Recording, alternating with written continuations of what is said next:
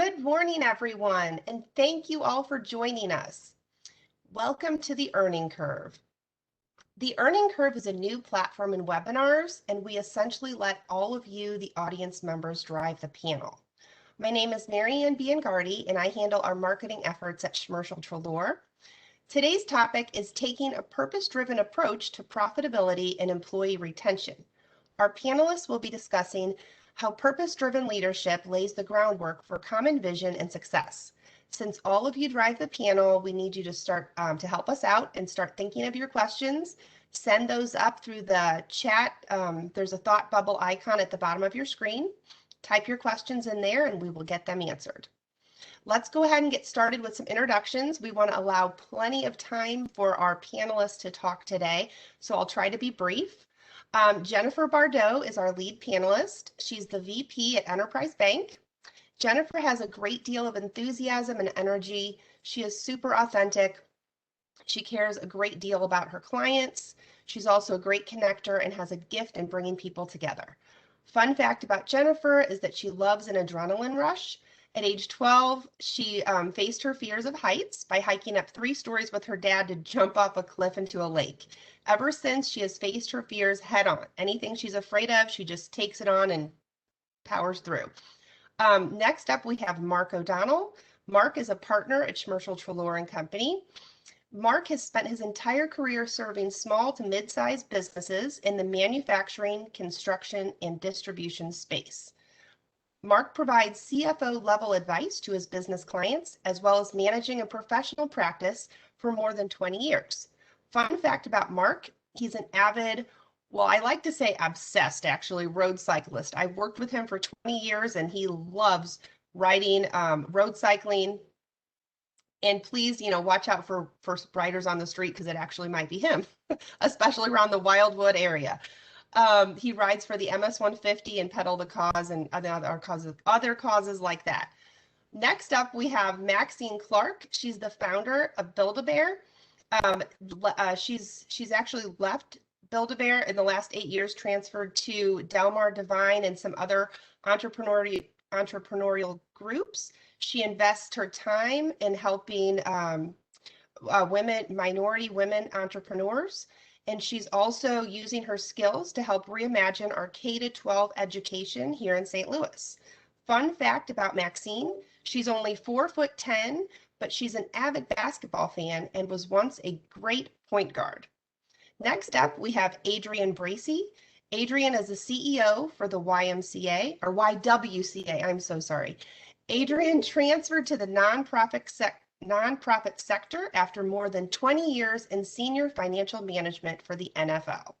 She wanted to pursue her calling and inspire and make a difference in the lives of women and girls. Fun fact about Adrian, she's originally from Miami, and she actually started her career with the Miami Dolphins in the NFL. Then she became a CFO for the Arizona Cardinals and the St. Louis Rams. Next up, we have Landon Hobson. Landon is the CEO for Cosmos Corporation. Landon transformed Cosmos Corporation into a purpose-driven company, and I've heard him speak more than once about this. I really enjoy listening to his insight and vision and his ideas about the success in his purpose-driven company culture. Cosmos is a new product development manufacturer for global pet products. Fun fact, Landon is originally from North Carolina and his current hobby is smoking meat. He has a pit barrel cooker and he's always trying new recipes and rubs. And Landon, maybe after COVID is over this summer, you can have us all out for a barbecue. So before we go ahead and open it up to your chat questions, I actually want to get started with Jennifer as she's the lead panelist. And then I would invite all of our panelists to respond. And when you respond, maybe give a little overview about why this is important to you. So Jennifer, we'll start with, how does your purpose inspire passion for your business? And maybe just a brief little intro about yourself, what you do. Even though I introduced you, I want everyone to say something about themselves because we have such a high profile panel today. I think the audience actually wants to hear. So a short intro, and then how does your purpose inspire passion for your business? Okay, so I am at Enterprise Bank and Trust, and my position really requires me to be invested in the small businesses within the St. Louis and surrounding areas. So my purpose is really just to be an advocate for all those small business owners that are struggling each day, you know, focus on whatever service or skill that they're delivering to the marketplace, and kind of being their advocate as well as providing resource. So that fuels my passion, because I'm a first generation college student and everybody in my family came from small business. So I grew up in it and I knew how hard it is. So being kind of an advocate for those small businesses fuels my fire every day. I'm really focused on helping the women-owned businesses as well. So I love to get creative in that space and figure out how to lift them up and continue to keep them inspired. So I started a group on LinkedIn called Thought Partners, which several of the panelists are involved in, and it's been an amazing resource to just give back to our small business owners, and especially the female business owners. So I love what I do, and I think just being in a field that constantly fuels my passion has just been really nice. So thank you, Jennifer. Mark, Mark, go next, and then we'll go to Maxine. Here we go. I am Mark O'Donnell. I'm a partner at Commercial Trelawney Company. I've been there 6 or approaching 7 years now. Prior to that, I was the managing partner of O'Donnell Bonebreak and Company for about 20 years. In fact, there was about a 1-year stint in between those, and that may come up later. Mary Ann introduced me very well, and I am definitely have an obsessive compulsive disorder for some of my hobbies, first and foremost being road cycling. I do spend most of my time in more of a CFO role for clients. I mean, in the past, I've done auditing, I've done tax and various forms of consulting. So my highest and best use of my time is to serve clients with all those skills. And since we are, well, for a local firm, we're a bit larger. There's anywhere between 35 and 40 of us there. I can pull in the resources needed for any particular client at any particular time. It's a great place to be. It's a great place to serve. And actually, you know, my purpose on being on the planet is to serve. So it's a good fit for me. I'm glad you're all here. And Mary Ann, I'll kick it back to you. Thanks, Mark. And Maxine, you're up next. Hi there, everyone. Thanks for having me. I am probably best known in St. Louis for being the founder of Build-A-Bear Workshop. And lucky for me, I started it in after over 20 years of experience with the many department stores. But I knew that I was going to do it for a set amount of time. So 8 years ago, I retired from Build-A-Bear to go into my next act, which is actually working in community development and using the corporate skills that I've had for all that time and building a business to apply to the nonprofit world, as well as to help women and minority entrepreneurs, not just in St. Louis, but across the country, not have to deal with some of the problems that I had when I started Build-A-Bear. Build-A-Bear is going into its 24th year this year. Next year will be our 25th. And we're very proud that we've raised a generation of makers. Most kids today don't want to buy a teddy bear or a bunny rabbit or a cat off the shelf. They want to make it themselves, and I think that's inspired them, and we're really proud of that. It's part of our culture also to set up and to create a company where everybody engaged, from our customers to our associates, in building the culture of our company, like building their own bear.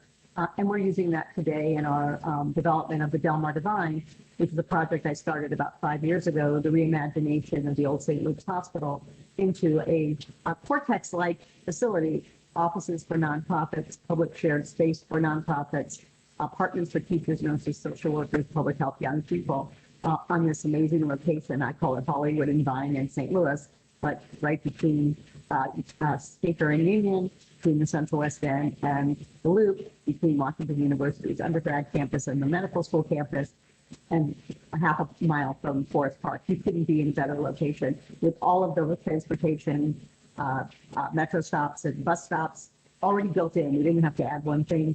So we're excited to be bringing real new energy back to this community and building a culture around it. Thank you, Maxine. Adrian? Well, good morning to everyone. It's great to be here. Thank you so much for having me. I've been at the YWCA as CEO for 11 and a half years. It's been great good days, bad days, but the mission has really kept me there. However, leaving the NFL was an intentional choice. I had gotten to a point in my career where I really wanted purpose in my life. And so when I was with the Arizona Cardinals, which was my last position in the NFL as CFO, I realized then that it was really getting close to a change for my next chapter, and took a seminar by Stephen Covey called Writing Your Personal Mission Statement. And included in my personal mission statement, it said, inspiring and enhancing the lives of women and girls. So I knew nothing about the YWCA's position at the time, but I felt that my next chapter would be involved with helping women, because I truly believe my purpose is also to serve as well. And nothing gives me more joy than helping women achieve their voice and just become empowered. And so the YWCA's mission of eliminating racism and empowering women fit perfectly with my personal mission statement of enhancing and inspiring the lives of women and girls. So it's a job, but I think it's more of my calling. This is something that I truly believe that God has my heart to do. And so it's been a pleasure to serve for the past 11 and a half years. Thank you, Adrian. Landon, you're up. Hey, good morning, everybody. I'm Landon Hobson, CEO of Cosmos Corporation. I'd say my passion is threefold. Number one is delivering innovative products to our consumers. And so we have a very fast-paced company that comes out with a lot of new products that hopefully hits a product market fit for our customers. Second would be for our employees, just for the provision of employees. I love building leaders. I know I had a great supervisor, manager, vice president in the past that really poured into me and made a huge difference. And so I love doing that. And then the third is the mission of our company, which is to give back to the poor around the globe.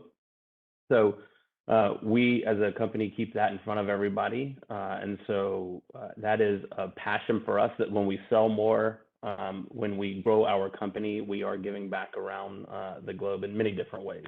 So that's probably the passion work. Like Marian said, I love smoking meats is my hobby now. So, but other than that, it's just to create a fun workplace where people can use their talents. Thank you, Landon. Thank you, everyone. So we do have a question here in chat, and then I encourage the audience to also keep sending the questions. So here's our first one. You all work with many different kinds, or I'm sorry, I guess this is more for Jennifer. You work with different kinds and sizes of companies. What have you noticed about the purpose-driven company cultures that you've encountered? And then we'll ask others as well. What do you notice that stands out about the purpose-driven company cultures, the companies that you work with? I would say I kind of heard a theme between all of our panelists as well, and it's the same thing what I'm seeing in the community. Those that come from that servant leadership perspective, wanting to serve others, kind of have that same mindset. And I feel like it builds their organization, and it makes their team members want to work harder each day, and it allows the community to come together and want to support them as well. So I've seen businesses within our community that kind of have that mindset. They're more supported by the community around them, and the people that work for them are more invested in working for them harder and feel as though they have a piece of ownership at stake. So it's kind of what I've seen, that servant leadership mindset drives. Mark, what do you notice about that too? Because you work with a lot of companies, and some, what do you notice about the ones with the purpose-driven vision? So, and just to give this a little bit of framework, I'm an outsider coming into a new customer, and even frankly, to a long-time customer. So I only see it as an outsider. And because my background is financial, I do tend to look at it in something of a two-dimensional sort of framework. And that would be those clients that have what I'm going to call a non-financial purpose, whatever that might be, versus one with a very financially focused purpose. And I can almost tell it, at least within the first year I know them, if not quicker, because it isn't so much what you see as what you hear. It's what management talks about. Obviously, to me, they're always going to talk about finances, but a purpose-driven company will often throw in something about their purpose as it relates to finance. So whenever possible, I'll try to attend their annual meeting or some kind of a meeting that normally a guy like me wouldn't attend, just so I can hear what they talk about. Because a purpose-driven organization will ordinarily talk at least equally about their purpose as opposed to including their financial results. It's just kind of an interesting observation I've developed over the years. And just to kind of tag on to that, and again, I'm a little bit biased just because of the world I see, but it is amazing that when you see that point of view in a company, you also start to notice the difference between the commitment and the ethical practices and the passion of the employees. It just seems to come with it. That kind of an organization attracts those kinds of people. Thanks, Mark. Oh, we have another question here in the chat. So do you have a vision, and are you able to share that vision with your employees? Let's start with Maxine. Yes, I had a vision, especially when I started Build-A-Bear. I wanted it to be an amazing and fun experience for children, not just a place that you came and bought a teddy bear and left, but that you came back again and again, and that you celebrated your special occasions with us. We had a longer vision than that for sure, but it proved out to be very, very real to the customer and also to our associates. And as we added new people, especially in the beginning, they added more energy and more vision to that experience, the technical aspects of the experience, like when you put the heart in the bear at Build-A-Bear, which is a very memorable part of the experience. One of our associates at the time, Jeff Marks, he was a teacher and he worked for us part-time. He turned it into a ceremony. And then all of a sudden we had something bigger than we could have even imagined. In fact, everybody in the family wanted to put a heart going through the heart ceremony. So sometimes we had 10 bears, 10 hearts in a bear, which meant that bear was really loved and had a lot of power. And so we had to go and buy a lot more hearts because we only expected that everybody to put one in. But the customer got into it with us and expanded it. And I think that every business has that opportunity. When you write the canvas as the founder of the company or as the CEO, you have to leave room. You should leave room for everybody to contribute. And that's one of the things that was the beauty of our business. It was a startup. And I had a clear vision. I know what I wanted. I really did want others to participate. And I've used that with all of the young entrepreneurs that I mentor as well. They all have a very strong vision and they have a strong purpose. Many of them are very interested in sustainability, into making sure that young Black entrepreneurs are going to be very successful, that their products are clean, all kinds of things that they care about that I might not have thought about 25 years ago, but they're coming to the table already with a clear purpose. And I think that may be a very entrepreneurial part of the entrepreneur's experience is they want to change something. They want to make it better. And that gives them a purpose and also starts to set their culture because you have to live it every day. And that's where I come in and kind of help them think about all the ways that would be engaging their employees and building that culture and that future. Thanks, Maxine. Landon and Adrian, can you add anything to this? Yeah, I can add. We do have a vision that we're going to innovate the finest products with the best packaging, the best management, and the best ingredients in our industry. Is kind of our vision that we want to achieve, and we regularly keep that in front of our employees. So we definitely tell them. We do it through departmental meetings. We have a quarterly town hall where, to Mark's point, what we talk about in there is kind of us sharing to all. We take an hour out of our day where all 200 plus employees come together and we lay out how we're achieving that vision. And then what that vision, if we achieve it, what does that allow us to do as an organization? And so kind of tying that purpose to the vision and then showing them when we achieve this actually is the reason that we exist as a company and we're fulfilling our mission. So to try to close that loop. And I think the largest thing that we try to do, exactly what Mark said, is the amount of time that we spend talking about it should show the importance of it. If we don't talk about our vision, if we don't talk about what that vision allows us to do, then it's really just words on a screen or on a page. And so we try to spend a large portion of our time as a company keeping that in front of the employees. Yes, and I will add to that. So at the YWCA, a few years ago, maybe 5 or 6 years ago, we started our strategic planning process for the upcoming year, which was 14, 15, and 16. And so we created a committee, strategic plan committee, and we created our why. So why does the YWCA exist? What is our reason for existing? And so our why was that women of all ages and races face challenges in achieving equality, financial stability, self-sufficiency, and well-being. And so from our why, our vision, which is women and their families achieve their full potential and well-being in a world without discrimination. So it was important for us to first come up with our why. Why do we exist? And once we came up with the why, it was easy to develop our vision. And like I believe it was Landon said, keeping that in front of our staff, because our staff, they're the real soldiers here. They're the ones out there on the front line making things work. And so making them feel appreciated and making them feel a part of the process. So when we did the strategic plan, we actually invited our entire staff to participate, which is 300 employees.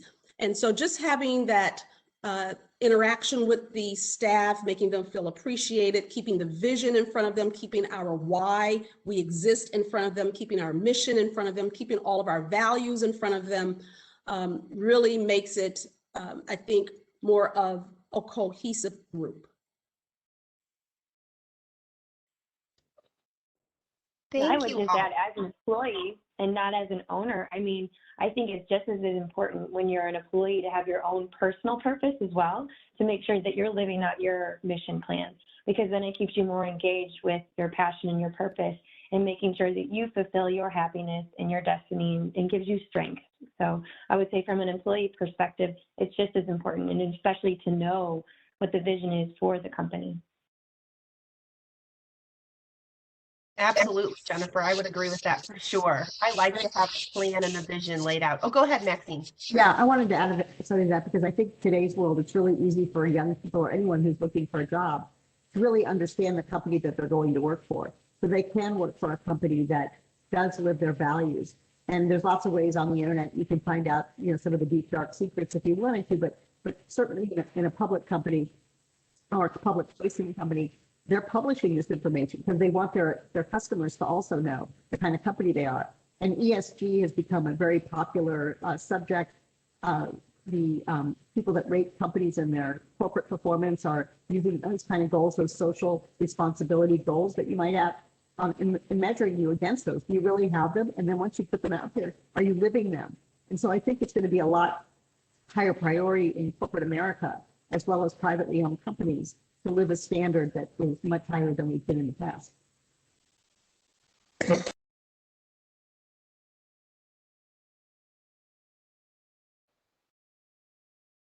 Thank you, Maxine.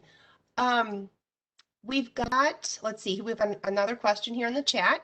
What are some guiding principles of a purpose-driven approach to profitability? What are some steps to practically implement those?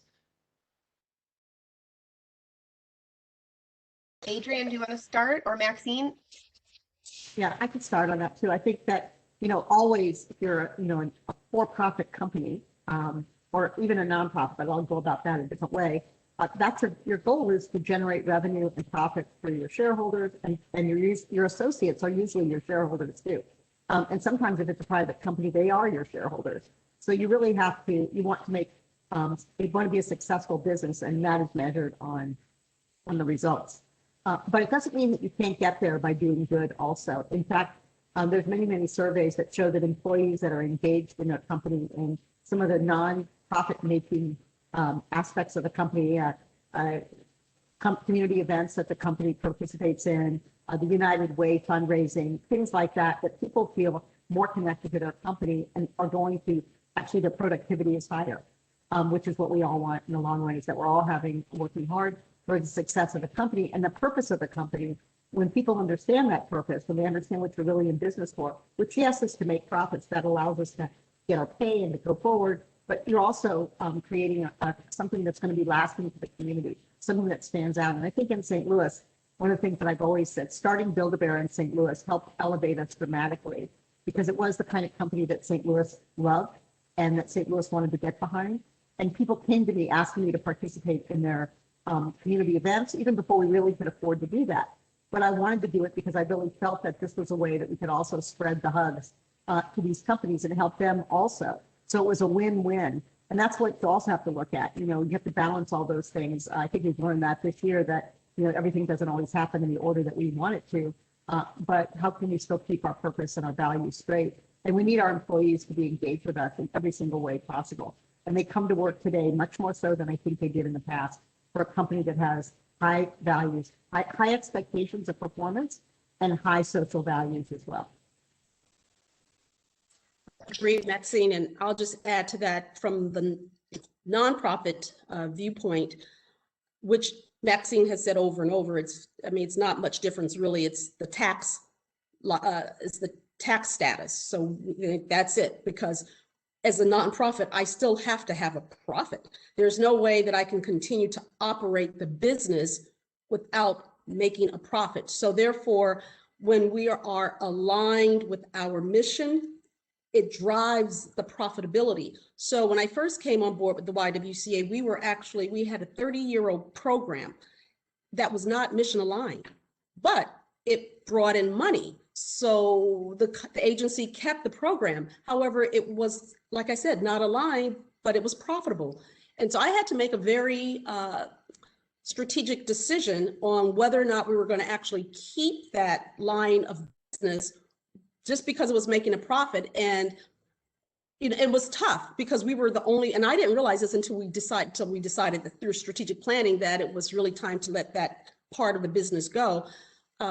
That we were the only one doing the work like that particular in that space. So it made it difficult, two parts, but I was able to collaborate with another nonprofit, and in nonprofit business, collaboration is so huge.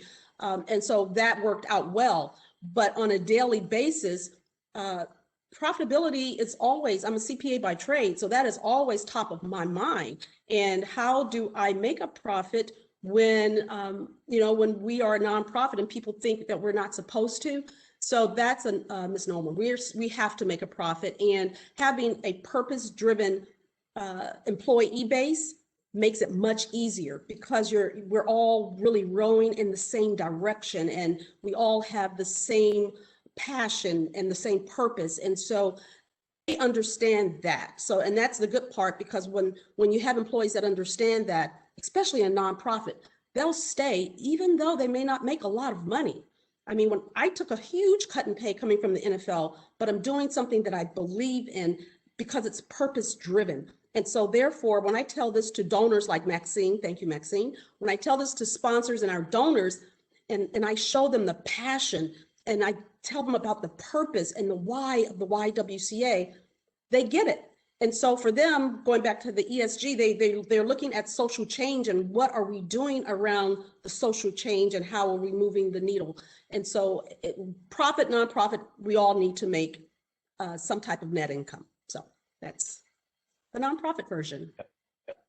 Yeah, and I'll add on top of that, it may not look, Adrian shared that, do I keep the profit? Do I cut the program that doesn't align with the mission? Those are, I have, some larger examples like that. I'll talk about kind of everyday examples to a point of, we try to be a servant leadership type company. That's the type of people we want working here. So one of our core values is willing to make the coffee. And that just simply means go out of your way today to make the coffee for someone else, serve someone else in what you're doing. And so some places that can look like wasting time. Here it's going out of your way to help someone else. And so I'll give you one thing that we do with that every year is we give all employees 5 mission days. Above your paid time off, you get 5 mission days where you can just go into the community and serve, go down to the YWCA and volunteer and serve. And the main idea of that is that when you're serving people in your community, number one, we're making St. Louis region a better place. Number two, we are instilling that servant attitude inside of our employees. They're going to bring that back and serve their coworkers. They're going to bring that back and serve their customers. So, if you add up all 200 of our employees and we give them 5 days, so 40 hours per employee over the year, that's a pretty large financial hit that we're taking of non-productive time. But we feel like that is a necessity to operate our business in the way that we want to from a purpose-driven standpoint. And I'll give you another one is just Maxine talked about people reading about your company or telling your potential employees about your company. I mean, I know from our HR, our director of HR lays that out in the first interview. Here's who we are. This is we're not hiding it. You can go onto our website. I'll talk to you. Here's our core values. Here's who we are as a company. Here's what we do. And we have had people self-select out, right? We have had people say, I don't know if I want to be a part of that. They also self-select out by the way they answer the question, right? We talk about servant leadership. Give us an example of servant leadership. And when they give you a one-sentence answer, well, that may not be a passion of theirs, and it's a passion of ours. And so, there is a financial hit there that person is probably the most qualified, but they're not going to fit into our company. So those are two practical ways. And I think the last part of your question was, how do we actually do it on a day-to-day basis? Was the last part of your question. How could somebody get started?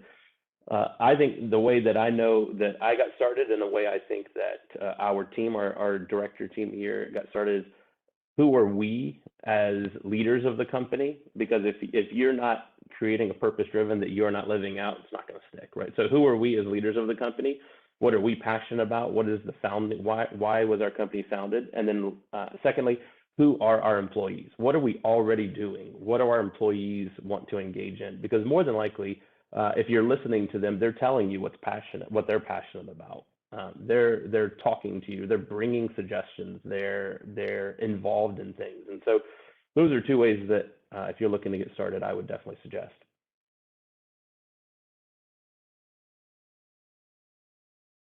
Thank you, Landon. Thank you, everyone. Okay, here's another question.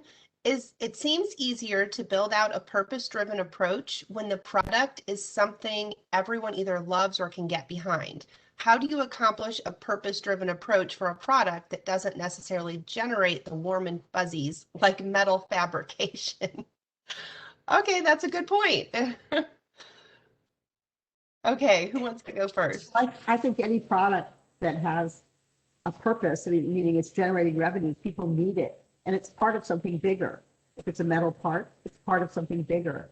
And I think whenever you can help your employees see what we're a bigger part of, that one screw that's going in to put something together is important. Without that screw, they can't put it together, and it can't get to the market. And I think that's sometimes what people, they minimize their contribution. They minimize the contribution of their company. They don't see it. I just work at a screw factory. Well, no, that's a really important factory. That piece of equipment that you're creating for that custom product is essential. And so that's a missed opportunity, in my opinion, because you can't make in every single product. If you look around your house, there's any single product was made up of multiple parts, and it had to come from somewhere. And probably that company didn't make all the parts itself. So you have to be part of something. And I think most companies actually love to find that part in their company. That's what we did at Build-A-Bear. We literally, figuratively put a heart in a bear and made everything in our company about heart. We help you put more heart into your life. And I think every product has the ability to do that. It would just take me about 10 minutes if anybody had a product that they wanted to say, oh, ours is just this or just that. I can make sure that it has a lot more feeling to it, because I know that I appreciate all the things that I don't know how to make that exist in my house that somebody had to put together to make my life easier and better and safer. It's all very important to our existence. It takes a village to raise a bear. That's what I always say. I'll just add one question that I think, somebody asked me one time that I thought was insightful is, would we notice tomorrow if all of the garbage collectors quit or if all of the CPAs quit. No offense to CPAs, but which one will we notice the most? And I think it would be the garbage collectors. And so I think to Maxine's point, whether you're a metal fabrication or you're bringing joy to kids with a bear, there is a purpose to it. And I think the purpose can be the product. Like Maxine was saying, it's going to help us. You know, that metal fabrication helped us move into this building to where we were able to have a place where we could make something, right? There is a purpose behind it. I also think, you know, purpose is, you can pull it back the other way and say, why do I want to make metal to make money? What am I going to do as a company? You know, whether it's pay your employees a livable wage, whether it's give back to the community, whether it's to do some philanthropic aspect, the purpose can be the product or the purpose can be the company, and you make the product to fill the mission of the company as well. And so I think there's definitely a way, you know, metal fabrication as the example, to have a purpose-driven reason for business. And I would just add to that, and just exactly what Maxine and Landon said, and I kind of go through that. Even though it's nonprofit, we have a service that's sexual assault and domestic violence. Well, that's not a pretty service. And believe it or not, you would think there are donors all over the place who want to give to that service. Not so much. And so when I look at what's the value of the donor, so making sure that the donor understands the value that they're giving helps them to want to donate. So just making sure that your clients or whomever the employees understand the value, which is what Landon and Maxine said, is critical, because it's a value. There is a value in that. And without one piece, you can't build the other piece. And so just that's that. And that's how I go about it. Just what's the value in what we're doing and what we're selling and what we're servicing. Yeah, and I would say obviously in banking, it's what's your purpose? But back to kind of what Maxine said, when I work with small businesses, I think their bank account is the heart of their business, and it's kind of undervalued or it's overlooked. So I think when enterprise steps in and, we are able to put together a data analysis and really show our value, how we're not just a transactional banker, and the value that we can bring as a partner within the community and the heart of their business, I think that's when we can really show our purpose and live through that. And I know banking, you're like, well, what purpose does that serve? But I really see it as the heart of every small business, and it's really important for them to take time to figure out how they can make some different tweaks in their cash flow and finances to help continue that to the next legacy. So.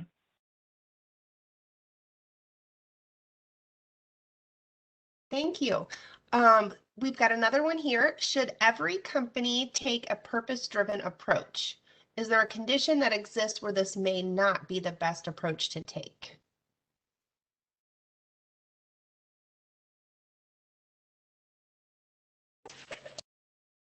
Maxine, do you have anything to add? I feel like Maxine would have an answer. I don't know. But even I just can't imagine a business that doesn't have a reason for being. I just can't. And I think it's hard to attract anybody to work at it. Right. And I think there's a lot of companies that maybe did that in the past, but they've evolved.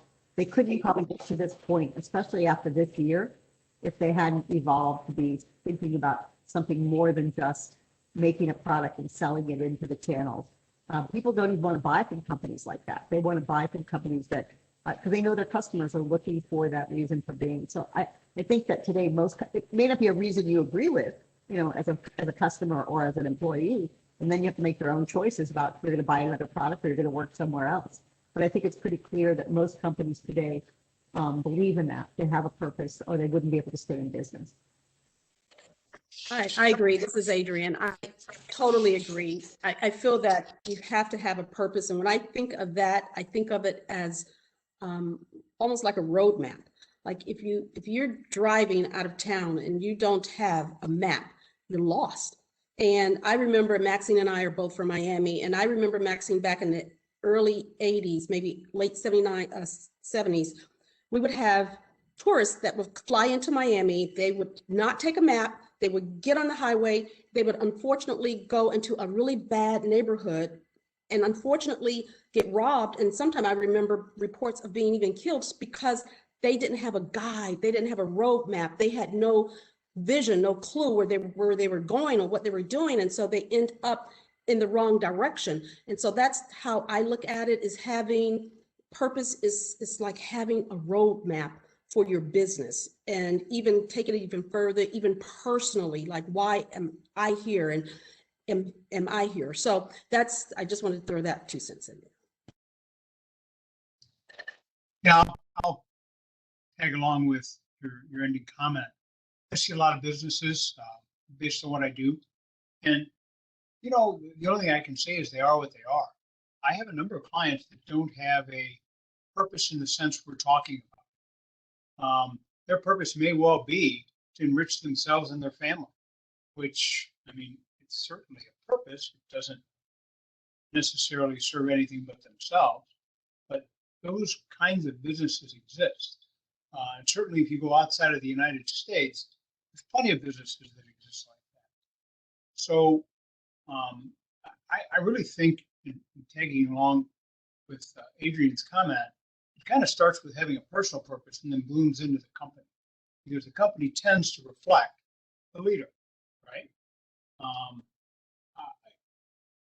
For a very short while, I was in a very large CPA firm, and I was shocked at the change in culture. Because in my firm and at Commercial Trelaw, our objective is to serve our clients. That's why we're there. Help them be successful. So in this other firm, and again, I don't know what their overriding purpose was. I had 70 partners and I didn't know 68 of them, right? So I wasn't there long enough to really absorb it. But the way I interpret it was, their purpose was chargeable hours. Now, that's unfair. I'm exaggerating to make a point, but sometimes the culture doesn't reflect any purpose other than the entity itself. And I've seen it. It's not my favorite thing to work with, but again, it tends to reflect the person running the company. I think now, as we've kind of started to move the economy through a new generation, purpose is becoming more and more important than it was maybe the generations before us. I'm not certain, but I think it's a move in the right direction, and I'm thrilled to see it. But I'm quite certain that if I surveyed my customers and they answered honestly, I'm not sure how many of them would be able to clearly answer what the purpose of the company.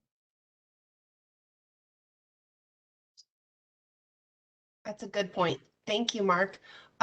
We've got another one here. If we were to make the change and adopt a more purpose-driven approach model to our business, what are the top 5 changes or benefits we would expect to see? And what is the first thing we should do? Landon, maybe I'll start with you. What do you think? Yeah, I don't have 5 to rattle off that I know off the top of my head, but I'll give some suggestions for sure. I mean, I think the changes you would see is your employees would be more engaged.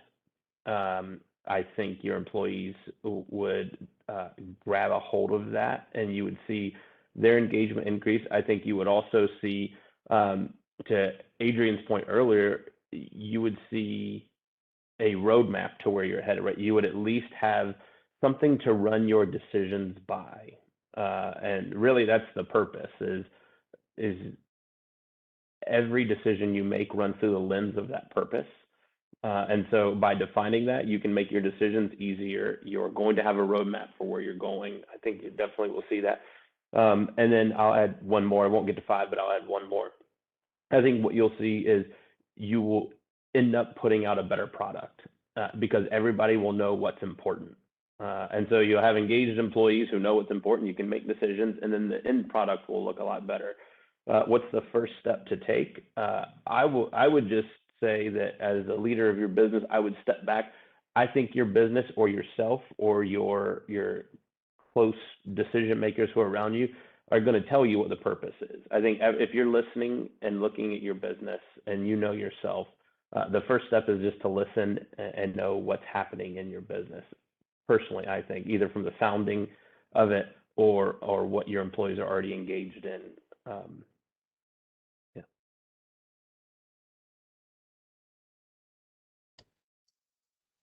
Thanks, Landon. Maxine or Adrian, do you want to add anything? I'll give one, then I'll let Maxine give the rest because I know she has a list. I would say one thing that you'll probably see would be low turnover, because I think when you have that purpose in a company, at least I've seen it, our turnover is low, which is great. And then I'll just say one step I would say to take is to be very clear of your message and your expectations, because what I have learned is that when you don't have clarity around it, when people really don't understand, they think they understand, but they're not really sure, it causes conflict sometimes. So just be clear about the expectations, about the purpose, clarity. I'll just use one word, just be clear. Maxine? I was going to say that the first step, I think that was part of the question, would be to engage your employees and really to see that what they see as the possibilities in the company, the first step, and that would bring everybody together in a way that maybe that company hadn't done before, because it's really important. They have so much to add. And I've seen that in all of our stores across the world. Each store is sort of like a different unit, and they all bring to the table something special, their own unique culture of their country or of their neighborhood, and it adds great value. So I would, the one thing I would add is make sure that if you're going to, look for a purpose or to make a bigger effort around purpose, that engage your employees. They know exactly, they know what's missing, they know what the heart of the company is, they know what they love and what they don't love, and all of that recipe, you can find a great success and a purpose that maybe you didn't even realize you had.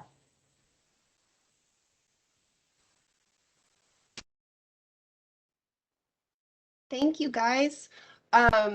Let's see, we've got another question here, and then we're probably going to go pretty soon to wrapping up in like your final takeaways, but let's just try to get a couple more in because we've got a couple here.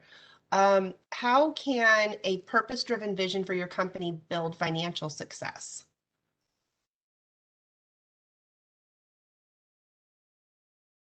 Maxine, do you want to take that? Well, I think, that I get back to the original purpose of a company is to create value for the community, for its employees, for the world. And so that value means jobs and success. So that's an automatic, not automatic, if you work at it, but it's one of the most important byproducts. But I do believe, at least from all the businesses that I worked in that were owned by others and I was an employee, there was a lot of value. There was a lot of, they were different, meaning obviously we cared about our customers and we cared about our suppliers and we cared about creating a great retail experience for our visitors, our guests, our customers. But we also, they also valued our opinions. We were buyers. We had to pick and choose the things that were going to come into the company. And if we didn't understand the customer and weren't in touch with the customer, then we weren't going to be successful. So it always, for me, comes back to that. What is the product that you're going to bring to the marketplace, whatever that is, or service, and then how does the customer value it? And the more value you put into it, the more reason the customer will buy it, and the higher price technically you could charge for it, or the more customer, like in the case of a low price retailer, your value might be that you're also offering great products at a lower price. So you get more customers in the door, but it doesn't have to be like that. There's the product is the most important thing that we sell, and it has to be great value to the customer. And the heart of that product, and I'm saying that figuratively, doesn't have to show on the product. Every product doesn't have to have a heart painted on it, but the customer has to really want it. What reaches out to them, and how do your employees help you create that product? And that's what sells.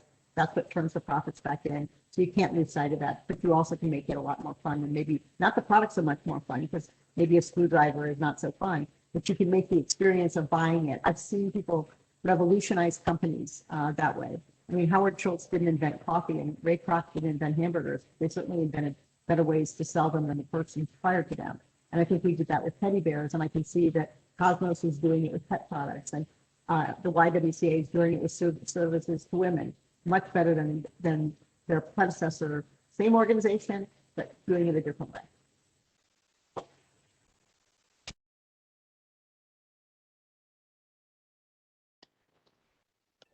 So we're I about can, 10 minutes. Oh, go ahead, Adrian. No, go ahead.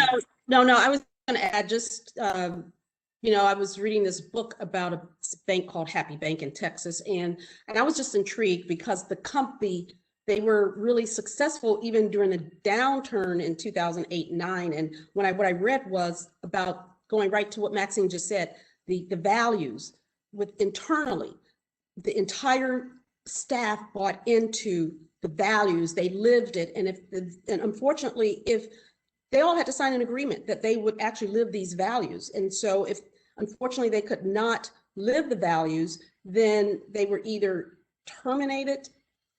They were terminated because you can't really work there unless you really live the values. So the values, I know we keep talking about it, but I believe that is like so key and it comes from the top. So I just wanted to add that, and that drives profitability. So that's really the customers see the excitement in the staff or the employees, and then they want in. And so that goes right back to the values. So, yes. Yeah, what Adrian and Maxine both said, there's not much I can add. I will say, I think people, often try to hold up purpose and financial success as, I got to choose one of them, which I don't think is the case whatsoever. What I think it adds to the bottom line, if you will, is that if you believe in it and it actually brings value to a customer, and it's the purpose of your company, it's going to add dividends on the bottom line. And there's a company here in town that I love talking to their leadership with, is Cambridge Engineering, right? One of their biggest thing is to bring dignity to work. And it's, yes, you may be tightening the screw on this, air conditioner, but we're building something that's a great product. You can look at it at the end of the day and say, wow, I did great work. And you as an employee, you can have dignity and value knowing that you created something really well. And so they deliver amazing products to their customer. And so the purpose is to make that employee feel as if they are adding value to the world by a great product they're creating, and they're actually creating a better product because of it. And so they can charge a premium for a great product. And so I think just seeing that purpose, and it does play into the financial success. I don't think that they're against each other whatsoever. And I would just add, from an employee working for an organization that has integrity, it builds trust from the employee to the leadership. So obviously I want to work harder because I feel like I'm in a good place, that I can be trusted because of that integrity. And then I also feel like because we have that trust, we can deliver a better service, just like what you guys are saying to the clients that we serve. So, and we are never going to be the cheapest rate in town either, because we're not a rate-based bank. We provide a quality service. So I definitely think it kind of is that whole mindset with integrity and values, and just living through that purpose, because it shines not only within the organization, but out into the community as well.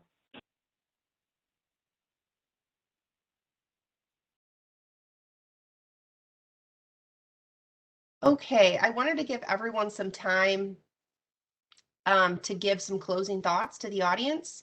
So maybe we could just go through, and for anybody who wants to move towards more of a purpose-driven culture in their business, maybe you could just kind of wrap up and give some final closing thoughts, because we've got about 6 minutes. So Landon, do you want to start? And we'll do Landon, Adrian, Maxine, and then Mark and Jennifer, you can weigh in as well. And then we'll close.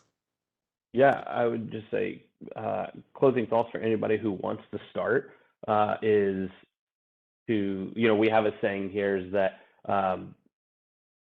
start small, and it's not going to be perfect, and you're going to mess up, but you can't get it right on the first time. It's not going to be perfect. And so, as we're measuring something, yes, this metric that we're creating may not be the best. However, if we start, then we can figure out how to perfect it over time and just iterate. But I would say the moral of the story there is just start doing it. It's never going to be a perfect time. Start doing it. I would say the second piece of advice I would give you is your employees and your customers will see right through it if it actually doesn't mean anything. And so, if it means something to you, then attribute time. You can have town halls, you can have departmental meetings, you can have You should have core values. Put the core values up. Hold yourself accountable to the core values. Talk about how those core values are influencing your decision. And so I would say start. It's not going to be perfect. And then second is spend adequate time talking about it and living it out, and make hard decisions based off of those core values, because then your employees and your customers will know that actually means something to you. Wow, that's good, Landon. I don't have much to say to that except hire, if all possible, hire the right people for your team.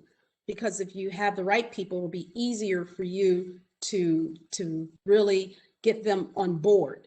I mean, and that's the hard part as leaders. Sometimes we hire fast, we hire slow, or we hire fast and fire slow. We have the wrong people on the team, but we are just unfortunately afraid. And so we've just got to be bold and make sure we just have the right people. That's so key of having the right team. When I look at football, if the player is not doing well in that position, the coach has to unfortunately put him in another position, or sometimes he has to get cut. But that's a hard decision, but we just have to do it. If we want the purpose-driven company, we need the right people to go.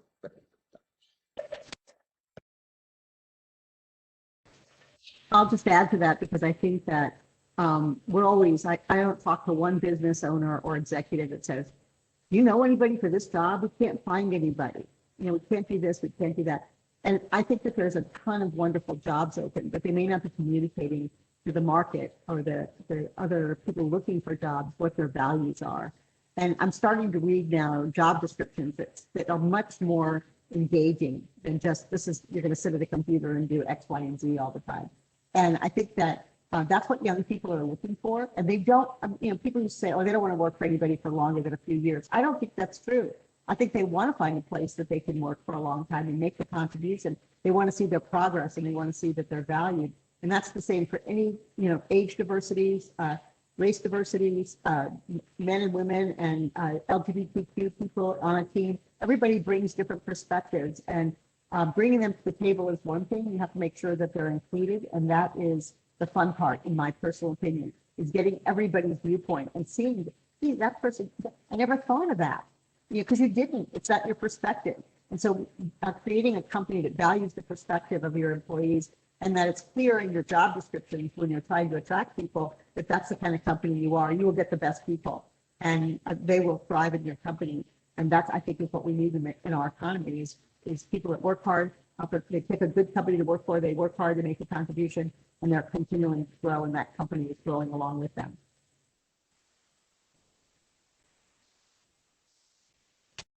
That's great. Jennifer, do you want to go, and then Mark?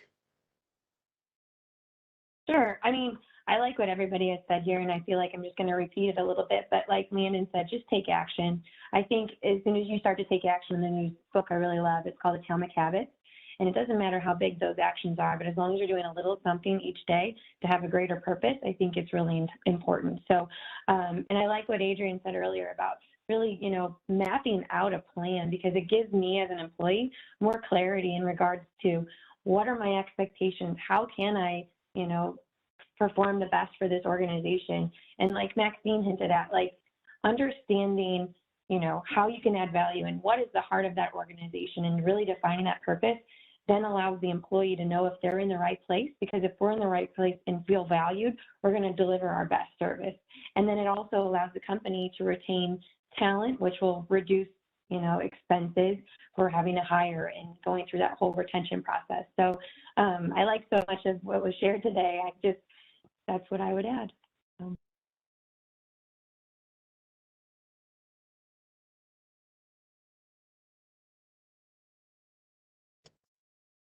Mark, you're next. Okay. Well, I have 3 pages of notes, and I guess that would be a great place to start. In that, we had 3 excellent panelists today who lived it, done it, and shared it. That's an opportunity that's just over the top from my point of view, and they've been generous. And what I found about purpose-driven leaders is they're all generous. They're all willing to share what they've done. both their successes and their mistakes. So, just reach out. And I'm not volunteering any of the three of you, but I guess I sort of am. Just reach out. I mean, sure, some people might not have the time. They might be busy. They might be overcommitted, but others will try and help. So, and I do agree with Landon in that, and well, and Jennifer's point, take action, do something, and you're not going to get it right. But I've also had wonderful mentors and people to teach me that have prevented me from doing some really stupid things. Having said that, I've done some anyway. But there's so many people out there willing to help. Just reach out. In fact, I think there was even some literature mentioned today. I heard The Power of Why come up, and some others. Some good literature out there that can just direct you, generally speaking, towards personal and corporate purpose. So, worth a little research, making a few phone calls, giving a few things a try. But I can't remember who the quote is from. Somewhere in the Middle Ages, I think. Action has power in it. Just get started, do something.